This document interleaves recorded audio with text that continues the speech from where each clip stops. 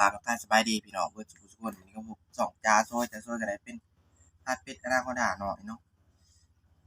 ใส่เบิ่งตัวแบบมันเรากินตอนถามนั่งเนื้อลวกผัก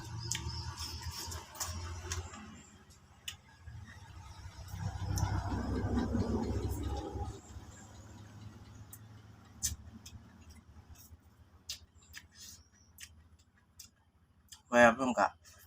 เขาคุยย่อมเป็นของจ้าเพื่อนเยอะเพราะเป็นกำลังใจของจ้าเพื่อนเก็บเนาะ